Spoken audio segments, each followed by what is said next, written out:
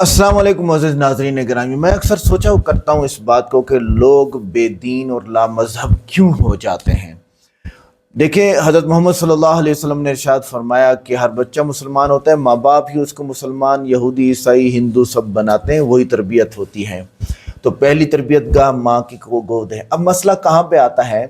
مسئلہ یہ آتا ہے کہ وہاں تو بیسک چلی جاتی ہیں، کلمہ پڑھ لیا، ماں کی گود میں گھر میں بڑے ہوئے، اسکول چلے گئے۔ اسکول کا ماحول صرف اور صرف ظاہری چیزوں پہ محنت کا ماحول ہوتا ہے، اور وہاں پہ ریلیجن کی اور مذہب کی کوئی خاص، یہاں پاکستان میں کافی جگہوں پہ ماحول تو ہے لیکن ریلیجن کی خاص جو ہے نا وہ تربیت نہیں دی جاتی، جس کی وجہ سے وہ دنیا میں لگ کے انجینئر بنتے ہیں، پائلٹ بنتے ہیں، پتہ نہیں کیا کیا ڈگریز اور ایجوکیشن کو جو وہ لیتے ہیں اور پورا کرتے ہیں، جس سے اللہ اور اس کے رسول اور قرآن اور دینی تعلیمات سے دوری پیدا ہوتی ہے، جس کی وجہ سے یہ باتیں آتی ہیں جو عرشی خان ایک خاتون ہے انڈیا کی، یہ کہہ رہی ہیں کہ جتنے مجھے مرد پسند آئیں گے اتنے میں شادیاں کروں گی، روز شادی کروں گی۔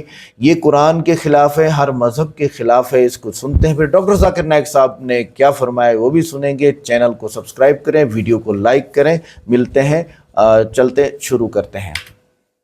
تو میں یہی کہنا چاہوں گی کہ دیکھو، میری پرسنل لائف ہے، میں نے ویسے شادیاں نہیں کی ہیں، لیکن آگے جب کروں گی، چاہے میں 10 کروں، 20 کروں، 30 کروں، 40 کروں، میری مرضی ہے یار۔ مجھے روز مرد پسند آئے گا، روز شادی کریں گے، ہماری مرضی ہے۔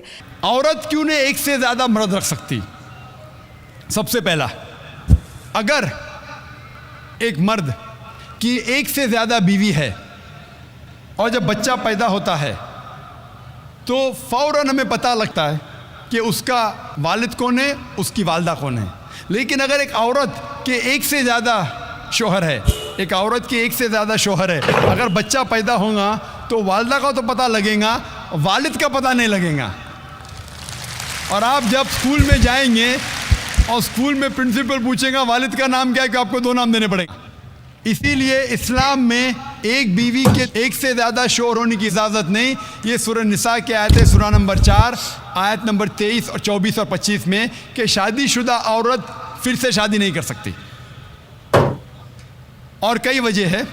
ہم جانتے ہیں کہ سائنس اور ٹیکنالوجی بڑھنے کے بعد آج ڈی این اے ٹیسٹنگ کے حساب سے ہمیں پتہ چل سکتا ہے کون والد ہے کون والدہ ہے، لیکن یہ تو ابھی ریسنٹ ڈسکوری ہے، اتنے سال پہلے تو پتہ نہیں تھا۔ اور یہ ایک صرف وجہ نہیں ہے، یہ بھی 100% ڈیفینیٹ نہیں ہے، بٹ مان بھی لو 100% ڈیفینیٹ ہے، یہ ایک وجہ نہیں، اور کئی وجہ ہے۔ آج سائنس یہ کہتی ہے کہ man is more sexual as compared to a woman, a man is more sexual biologically as compared to a women.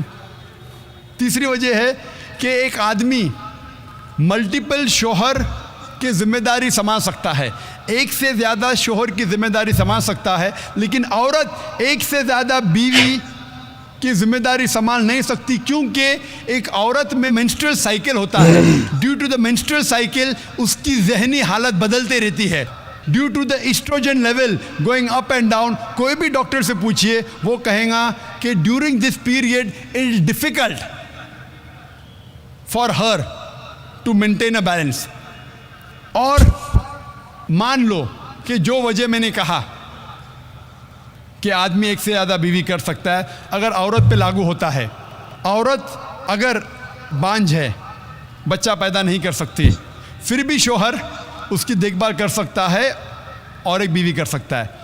لیکن سائنس یہ کہتی ہے کہ اگر معلوم پڑتا ہے کہ عورت بانجھ ہے یا آدمی بچہ پیدا کرنے میں حصہ نہیں لے سکتا ہے، پھر بھی چانسز ہے کہ یہ سچویشن چینج ہو سکتی ہے۔ اگر بیوی کو پتہ لگتا ہے کہ آدمی میں کچھ بیماری ہے جس کے وجہ سے وہ بچہ پیدا نہیں کر سکتا، بچہ پیدا کرنے میں حصہ نہیں لے سکتا ہے، لیکن یہ 100% ڈیفینیٹ نہیں، اگر وہ اور ایک شوہر سے شادی کرتی ہے، چانسز ہے کہ دس پوزیشن کین ریورس، اور کب ریورس ہوگا یہ کوئی نہیں کہہ سکتا۔ پھر جب بچہ پیدا ہوگا ہمیں پتہ نہیں لگے گا کون اس کا باپ ہے، پہلا شوہر یا دوسرا شوہر۔ اس کے باوجود اگر شوہر اپائج ہو جاتا ہے اور بیوی چاہتی ہے کہ میں دوسرا شوہر کروں، وہ بے شک شوہر سے کھلا لے سکتی ہے، اور جب کھلا لیتی ہے وہ نئی شادی کر سکتی ہے، لیکن آدمی جب عورت کو طلاق دیتا ہے, طلاق شدہ کو نیا شوہر ملنا مشکل ہے.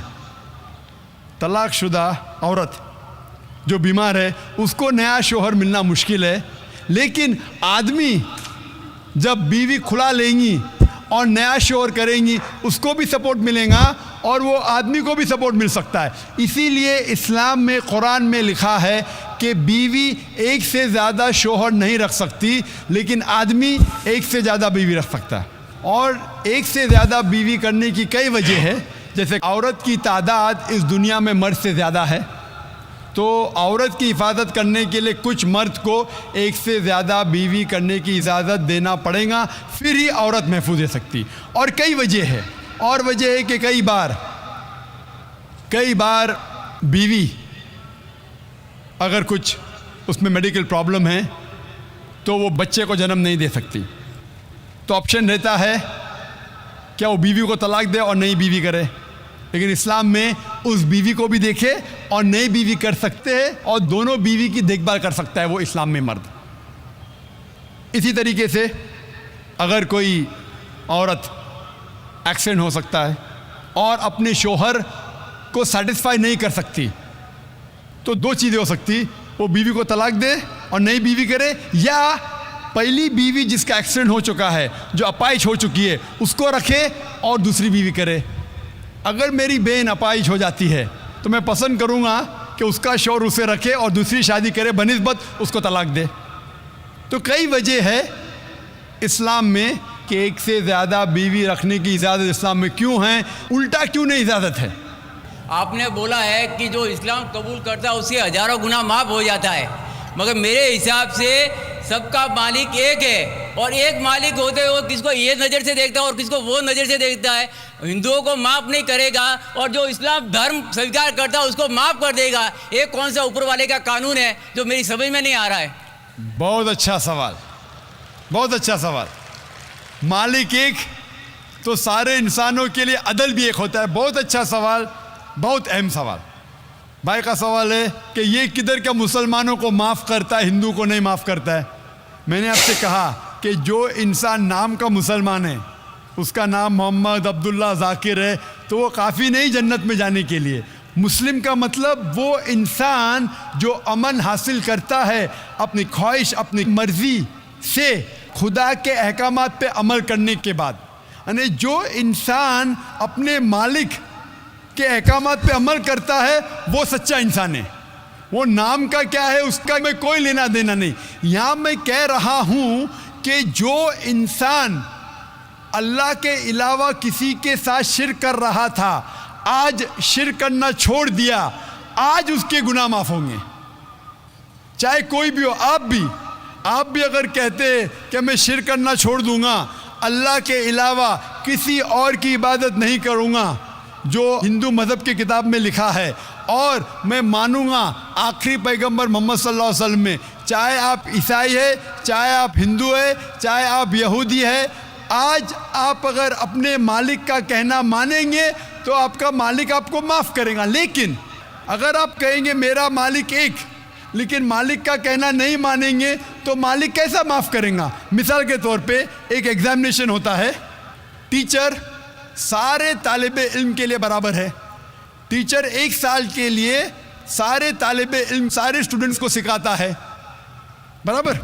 لیکن ایگزامینیشن میں جو ٹیچر پورے سال بھر سکھاتا ہے, جو طالب علم وہ ٹیچر کے سکھائے مطابق ایگزامینیشن پیپر میں لکھتا ہے وہ پاس ہو جائے گا. جو طالب علم ٹیچر جو سکھاتا ہے اس کے خلاف کام کرتا ہے تو ٹیچر کیا اس کو پاس کرے گا؟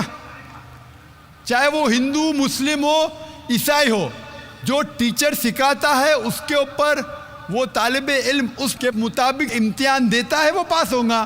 آپ کا مالک, ہمارا مالک ایک ہے. ساری کتابوں میں لکھا ہے, ہندو مذہب کی کتاب میں, یہود مذہب کی کتاب میں, عیسائی مذہب کی کتاب میں, اسلام مذہب کی کتاب میں, سکھ مذہب کی کتاب میں کہ مالک ایک ہے.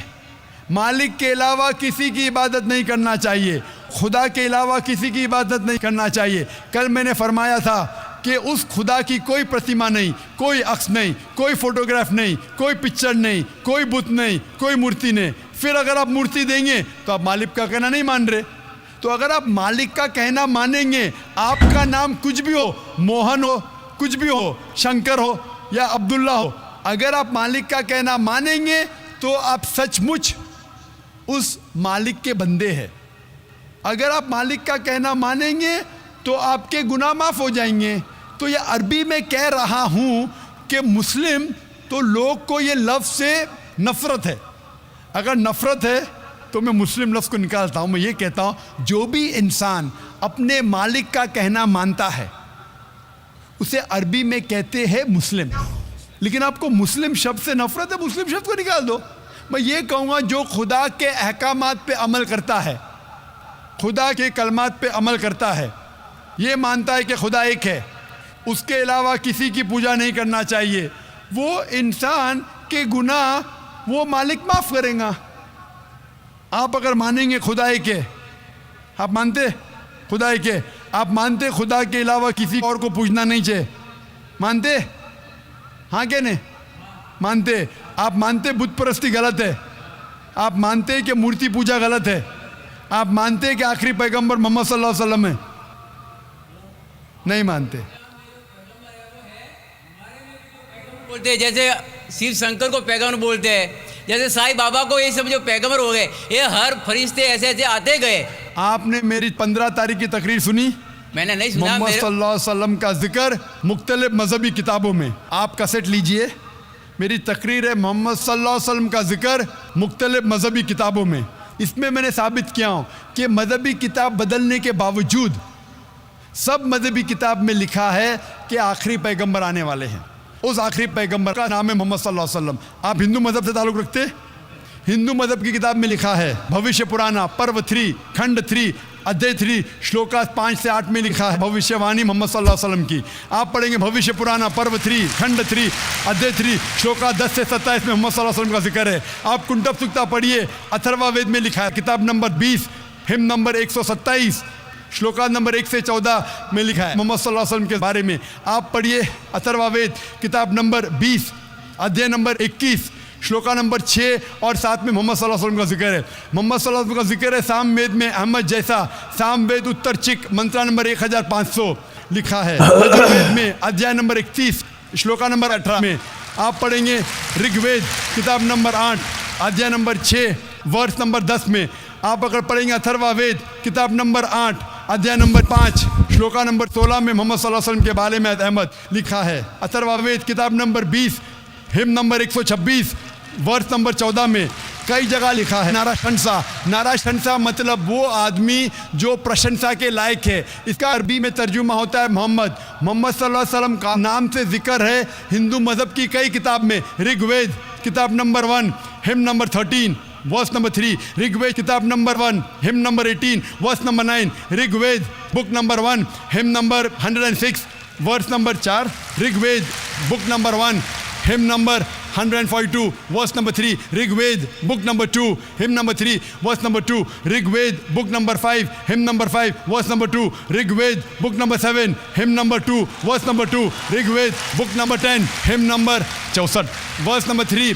رگ وید بک number 10 hymn number 182 verse number 2. Yajurveda chapter number 20 verse number 55. Yajurveda chapter number 20 verse 37. Yajurveda chapter number 20 verse 57. Yajurveda chapter 21 verse number 31. میں صرف حوالے دے سکتا ہوں آپ کی کتابوں میں سے صرف گھنٹوں تک جس میں لکھا ہے محمد صلی اللہ علیہ وسلم آخری پیغمبر ہے. آج جو اسلام قبول کر رہے ہیں ان کو یہ سمجھاؤ کہ اسلام دھرم کیا ہے. ان کو وہ سمجھ میں، میرے بھی سمجھ میں نہیں آ رہا تھا اسلام بولتے کس کو. آپ نے کہا کہ جو لوگ اسلام قبول کر رہے انہیں سمجھاؤ اسلام دھرم کیا ہے. آپ نہیں سمجھے، وہ لوگ سمجھے اس لیے تو اسلام قبول کرے. آپ بھی سمجھیں گے تو آپ بھی قبول کریں گے.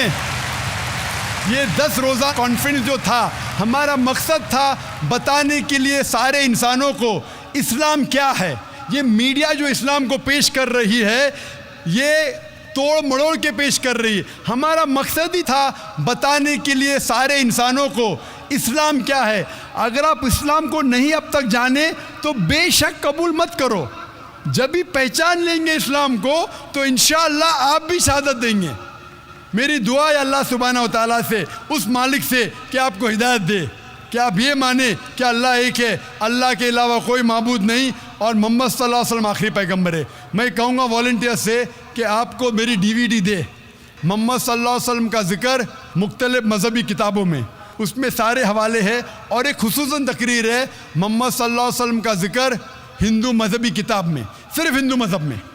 آپ اس کو دیکھو اور انشاءاللہ آپ اس بات کو تسلیم کریں گے, آج نہیں تو کل, کہ اللہ ایک ہے, اس کے علاوہ کوئی معبود نہیں, اور محمد صلی اللہ علیہ وسلم آخری پیغمبر ہے.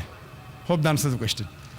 تو ناظرین, ڈاکٹر ذاکر نائک صاحب نے خوب ریفرنسز دیے, ہندو کتابوں سے بھی دیے اور بہت ساری جگہوں سے بہت سارے ریفرنسز دیے ہیں, لیکن بچے کے باپ کا پتہ نہیں چل سکتا. اگر عورت کہیں شادیاں کرے گی تو صاف ظاہر ہے جب بچے کے باپ کا پتہ نہیں چلے گا تو اس بچے کے لیے بھی ایک عیب ہے, بری بات ہے کہ تمہارا باپ کوئی نہیں ہے وغیرہ وغیرہ, اس کے لیے زندگی گزارنا مشکل ہو جائے گا. اور اگر آپ کہیں کہ آج میڈیکل ہے اور باپ کا پتہ چلایا جا سکتا ہے اور وہ اس کو باپ کہے گا, تو اس سے اچھا ہے کہ وہ شادی کیوں نہ کر لے, اس خاتون سے شادی کر لے اسلام کے مطابق, مسلمان ہو کے. اور نبی علیہ السلام نے ارشاد فرمایا الولد للفراش, یہ نسب کو اہمیت دی ہے نبی علیہ السلام نے, اور وحی کے ذریعے اللہ تعالیٰ نے ہی اس کو اہمیت دی ہے. نسب یعنی بچے کے باپ اور ماں کا پتہ ہونا لازمی ہے کہ اس کا باپ کون ہے اور اس کی ماں کون ہے. وہ شادی کے بعد ہی ہوگا, اس لیے نبی علیہ السلام فرمایا کہ بچہ اسی کا جس کا بستر, یعنی کہ شادی کے بعد بیوی سے ہم بستری ہوئی اور بچہ پیدا ہوا تو بچہ اسی کا ہوگا. آگے فرمایا کہ اپنے اصلی باپ کو, نسب کی اہمیت میں ایک حدیث ہے, نبی علیہ السلام نے ارشاد فرمایا اپنے اصلی باپ کا نام نہیں بدل سکتے آپ. جیسا کہ کچھ دن پہلے میں کچھ ڈاکومنٹس بنوانے گیا تو انہوں نے کہا, میں ایک شہر سے دوسرے شہر شفٹ ہوا ہوں, تو انہوں نے کہا کہ جی والد کا نام چینج کرنا پڑے گا. میں نے کہا مت بناؤ, ہمارا ڈومیسائل مت بناؤ, ٹھیک ہے, لیکن کچھ اصلی باپ کے ساتھ پھر میل کرا کے جو ہے وہ انہوں نے میرا ڈاکومنٹس کمپلیٹ کیے. تو کہنے کا مقصد یہ ہے کہ ڈاکومنٹس میں بھی آپ نہیں بدل سکتے اپنے اصلی باپ کا نام, تو باپ کی اتنی اہمیت ہوا کرتی ہے. اچھا, اور اس بارے میں نبی علیہ السلام فرمایا کہ جو اپنے اصلی باپ کے علاوہ کسی اور کا نام بدلے کہلائے تو اس کا ٹھکانہ جہنم ہے, یہ بھی فرمایا گیا ہے. اور اپنی مرضی, عرشی خان نے, یہ خاتون نے کہا, میرے خیال ایکٹریس ہیں, کہنے لگی کہ ہماری مرضی, اپنی مرضی کسی کی نہیں ہے اس دنیا میں. کھانے میں ہو سکتی ہے آپ کی مرضی, پینے میں ہو سکتی ہے آپ کی مرضی, سونے میں, ٹائم ٹیبل میں, جاب کرنے میں, یعنی کچھ چیزوں میں آپ کو مرضی پہ چھوڑا گیا ہے, لیکن پیدا ہونے میں آپ کی کوئی مرضی نہیں, مرنے میں آپ کی کوئی مرضی نہیں, رات دن کو آپ بدل نہیں سکتے ہو, اور جہاں پہ آپ کو پانی نہیں ملے گا تو نہیں ملے گا, مہنگائی ہوگی تو آپ کی وجہ سے ہوگی, بہت ساری چیزیں جس کو آپ نہیں کنٹرول کر سکتے ہیں, آپ کی مرضی نہیں ہے. اور کچھ چیزیں ایسی لاگو کی گئی ہیں, وہ ہے ریلیجس رولز, یعنی اسلامک رولز, کہ آپ پیدا ہوں گے تو آپ شادی کریں گے اور نکاح کریں گے اور ایک مرد کے ساتھ کریں گے, اور اس میں آپ کو تحفظ ملے گا. عورت کا تحفظ ہی مرد ہے. اکیلے جانے والی لڑکیاں اور باپ کے ساتھ جانے والی لڑکیوں کو پوچھ لو کتنا بڑا دل ہوتا ہے جو بچی باپ کے ساتھ جا رہی ہوتی ہے, اور جو اکیلے جا رہی ہوتی ہے اس کے اندر کتنا خوف ہوتا ہے, اور کبھی کبھی کتے ان کو پڑ بھی جاتے ہیں. دوسرا سوال جو تھا کہ یہ آدمی کہہ رہا تھا کہ یہ کیسا انصاف ہے اللہ کی ذات پہ, جو یہ اعتراض کر رہا تھا, اعتراض ہی ہے اس کا کہ مسلمانوں کو جنت میں بھیجے گا اور کافروں کو جہنم میں بھیجے گا.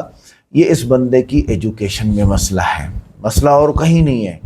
بچپن سے جس چیز میں لگا ڈرائیور یہ اور یہ دل, یہ دونوں اسی چیز میں لگ گئے ہیں, اور ریلیجن پڑھا نہیں, کسی نے سمجھایا نہیں, اسکول یونیورسٹی کے ماحول میں یہ بات آئی نہیں. دیکھیں اسکول یونیورسٹی کی تعلیم الگ چیز ہے, ہم اس کو کیسے برا کہہ سکتے ہیں. جو ناجائز تعلیم ہے وہ تو ناجائز ہی ہوگا اس کا پڑھنا, اس کو برا نہیں کہہ سکتے. آپ اس ماحول کو برا کہہ سکتے ہیں جس میں تربیت نہ ہو, چاہے وہ کہیں بھی ہو. اکثر تو ہمارے ملکوں میں مسلمان ممالک کے جو سکولز ہیں وہاں پر تربیت کا بڑا ماحول ہوتا ہے. تو اس میں پھر ڈاکٹر ذاکر نائک صاحب نے بہترین سوال کے جواب دیے کہ آپ کے سوال کا جواب ہی یہی ہے کہ آپ مسلمان ہوں گے آپ کو انصاف ملے گا, بس بات ہی ختم ہو گئی. تو اس ویڈیو کو, یہ ویڈیو کیسی لگی آپ کو, لائک کریں اور اس کو شیئر کریں اور ہمارے چینل کو سبسکرائب کریں. ملتے ہیں نیکسٹ ویڈیو میں. السلام علیکم.